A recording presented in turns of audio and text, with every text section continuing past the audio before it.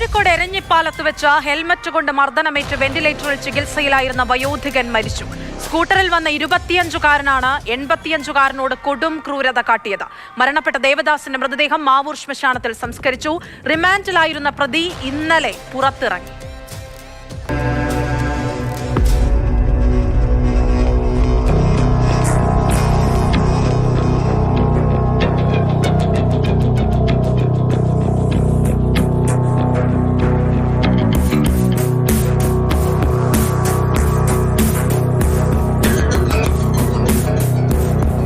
കഴിഞ്ഞ മാസം ജൂൺ 26-നാണ് സംഭവം.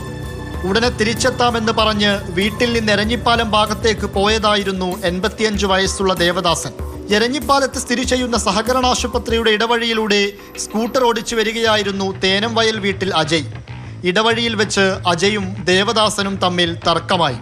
തിരിഞ്ഞു നടക്കുന്നതിനിടയിൽ അജയ് സ്കൂട്ടറിൽ നിന്നിറങ്ങി ഹെൽമെറ്റ് എടുത്ത് ദേവദാസന്റെ തലക്കടിച്ചു. തലയ്ക്കും കണ്ണിനും കൈക്കും പരിക്കേറ്റ് ചികിത്സയിലായിരുന്നു. കഴിഞ്ഞ ദിവസം ഉച്ചയോടെയാണ് മരണപ്പെട്ടത്.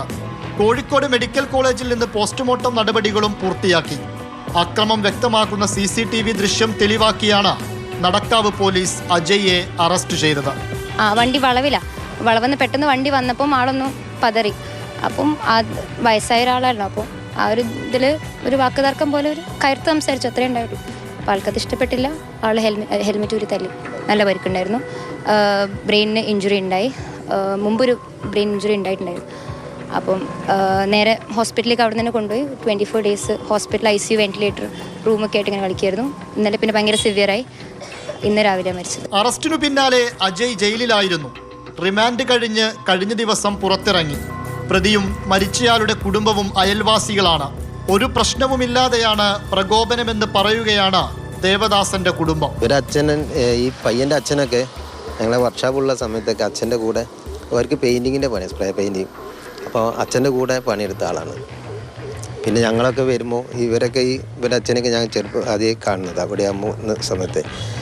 അപ്പോൾ ഞങ്ങളൊക്കെ നല്ല ഇതിലാണ് സംസാരിക്കുക. അങ്ങനത്തെ ഒരു പ്രശ്നങ്ങളൊന്നുമില്ല അയൽവാസികൾ. ഇതിപ്പോൾ അങ്ങനെ ഒരു ഇവർ തമ്മിലുള്ള ആ ഒരു ഇതിൽ എന്തോ പറഞ്ഞ് അടിച്ച്. ആയുധം ഉപയോഗിച്ചുള്ള അക്രമം, വഴി തടസ്സപ്പെടുത്തൽ, മനഃപൂർവ്വമുള്ള ഉപദ്രവം തുടങ്ങിയ വകുപ്പുകൾ ചേർത്താണ് നടക്കാവ് പോലീസ് അജയ്ക്കെതിരെ കേസെടുത്തിരിക്കുന്നത്. ദേവദാസിന്റെ മൃതദേഹം മാവൂർ റോഡ് ശ്മശാനത്തിൽ സംസ്കരിച്ചു. ആശുപത്രിയിലെ വെന്റിലേറ്ററിലായിരുന്നു ദേവദാസൻ. പരിക്കുകൾ അത്രയും ഗുരുതരമായിരുന്നു. വലിയ പ്രകോപനങ്ങളൊന്നുമില്ലാതെ, പ്രായം നോക്കാതെ 85-കാരനോട് 25-കാരൻ ചെയ്ത ക്രൂരതയ്ക്ക് ആ കുടുംബം മാപ്പ് നൽകുന്നില്ല. FIR-ലിട്ട വകുപ്പുകളുടെ എണ്ണം ഇനിയും കൂടും. മാതൃഭൂമി ന്യൂസ്, കോഴിക്കോട്.